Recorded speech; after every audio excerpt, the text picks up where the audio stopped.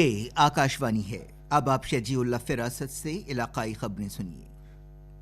ملک میں پچھلے 24 گھنٹوں کے دوران 6,767 نئے کووڈ-19 کیس پائے گئے ہیں۔ تلنگانہ میں کورونا وائرس کیسوں میں اضافے کا سلسلہ جاری ہے۔ کل وائرس کے لیے مزید 52 لوگ مثبت پائے گئے تھے۔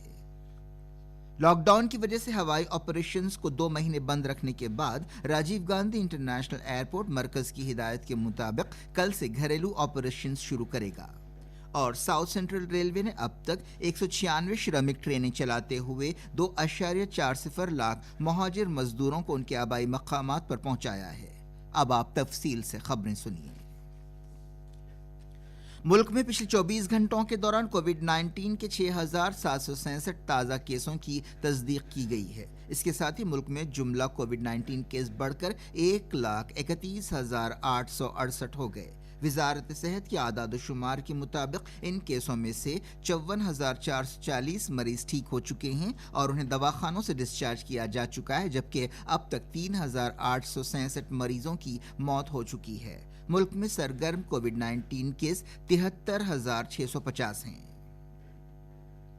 تلنگانہ میں کورونا وائرس کے معاملات بڑھنے کا سلسلہ جاری ہے اور کل مزید 52 لوگ وائرس کے لیے مثبت پائے گئے۔ اس کے ساتھ ہی ریاست میں جملہ کیس 1,813 ہو گئے ہیں۔ اسی دن یعنی کل مزید 25 لوگوں کو ٹھیک ہونے کے بعد دواخانوں سے ڈسچارج کیا گیا ہے، جبکہ ایک شخص کی موت ہوئی ہے۔ اس طرح ریاست میں کووڈ-19 سے مرنے والوں کی تعداد 49 ہو گئی۔ ہفتے کو تلنگانہ حکومت کی طرف سے جاری بلیٹن میں کہا گیا کہ 52 تازہ کیسوں میں سے 33 گریٹر حیدرآباد میونسپل کارپوریشن کے علاقے میں پائے گئے، جبکہ دوسرے 19 مہاجر مزدور یا باہر سے بچائے گئے لوگ ہیں جو اس مہینے کے شروع میں شہر آئے تھے۔ فی الحال 691 سرگرم کیس ہیں، جبکہ 1,068 مریض ٹھیک ہو چکے ہیں۔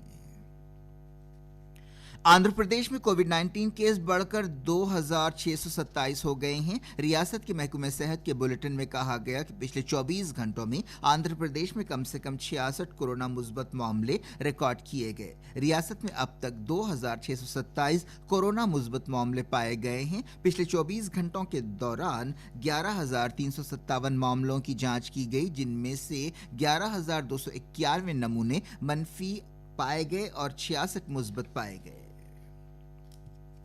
Indian council of medical research نے کہا ہے کہ پچھلے 24 گھنٹوں میں کورونا وائرس کے 1,08,623 نمونوں کی جانچ کی گئی۔ اس کے ساتھ ہی ملک میں اب تک کیے گئے ٹیسٹوں کی تعداد 29,43,421 ہو گئی ہے۔ اس دوران اب تک پورے ہندوستان میں 607 لیبارٹریز کو کووڈ-19 ٹیسٹنگ کی اجازت دی گئی ہے، جن میں 427 سرکاری اور 180 خانگی لیبارٹریز ہیں۔ لاک ڈاؤن کی وجہ سے ہوائی آپریشنز 2 مہینے تک بند رکھنے کے بعد راجیو گاندھی انٹرنیشنل ایئرپورٹ کو چلانے والی company GMR Hyderabad international airport limited مرکز کی ہدایات کے مطابق کل سے گھریلو آپریشنز شروع کرے گی۔ GMR حیدرآباد نے اعلان کیا ہے کہ وہ مسافروں کے لیے کانٹیکٹ لیس بورڈنگ تجربے کے ساتھ ایک محفوظ اور صحت مند ماحول فراہم کرے گی۔ 24 مارچ سے گھریلو اور بین الاقوامی پروازیں رکی ہوئی ہیں۔ CEO SG کشور نے بتایا کہ راجیو گاندھی انٹرنیشنل ایئرپورٹ تقریباً 2 مہینے کے وقفے کے بعد اپنے آپریشنز دوبارہ شروع کرنے کے لیے تیار ہے۔ انہوں نے کہا کہ ایئرپورٹ مسافروں کے لیے صحت مند اور محفوظ ماحول فراہم کرنے کے لیے پوری طرح سے تیاریاں کی جا رہی ہیں۔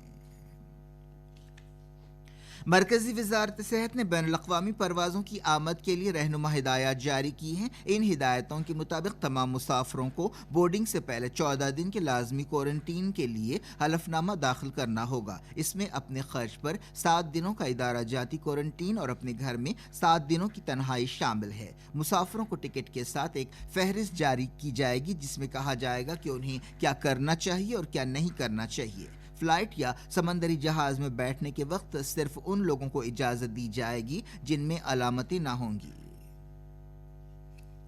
وزیر بلدی نظم و نسق اور شہری ترقی KT راما راؤ نے گریٹر حیدرآباد سٹی حدود میں سڑکوں کے زیر التوا کاموں کو پورا کرنے کے لیے لاک ڈاؤن کی مدت کو اثردار ڈھنگ سے استعمال کرنے پر گریٹر حیدرآباد میونسپل کارپوریشن کی تعریف کی ہے۔ وزیر نے engineering team, mayor B Ram Mohan, GHMC commissioner Lokesh Kumar اور پرنسپل سیکریٹری بلدی نظم و نسق اور شہری ترقی اروند کمار کو مبارکباد دی۔ حکومت نے لاک ڈاؤن کے دوران سڑکوں کی دیکھ بھال کے جامع منصوبے کے تحت مرمت کے کام شروع کیے ہیں۔ یہ خبریں آپ آکاشوانی حیدرآباد سے سن رہے ہیں۔ ساؤتھ سینٹرل ریلوے نے مئی کی پہلی تاریخ سے اب تک 196 خصوصی شرمک ٹرینیں چلائی ہیں، جن کے ذریعے 2.40 لاکھ مہاجر مزدوروں کو ان کے آبائی مقامات پر پہنچایا گیا ہے۔ پہلے 1 لاکھ مسافر 16 دنوں میں اپنے گھر پہنچے اور اگلے 1 لاکھ مسافروں کو صرف 7 دنوں میں آبائی مقامات پر پہنچایا گیا۔ ساؤتھ سینٹرل ریلوے نے ایک بیان میں یہ بات کہی۔ ان میں سے 128 ٹرینیں تلنگانہ سے چلائی گئیں، جن کے ذریعے 1.56 لاکھ مسافروں کو منتقل کیا گیا، جبکہ 53 ٹرینیں آندھرا پردیش سے چلائی گئیں، جن کے ذریعے 66,000 مسافروں نے سفر کیا۔ 20,000 مسافروں کے ساتھ مہاراشٹر سے 15 ٹرینیں چلائی گئیں۔ ساؤتھ سینٹرل ریلوے کے جنرل مینیجر گجانند مالیہ نے شخصی طور پر مختلف ڈویژنز کے سینئر عہدیداروں کے ساتھ قریبی رابطے میں رہتے ہوئے ان آپریشنز کی نگرانی کی۔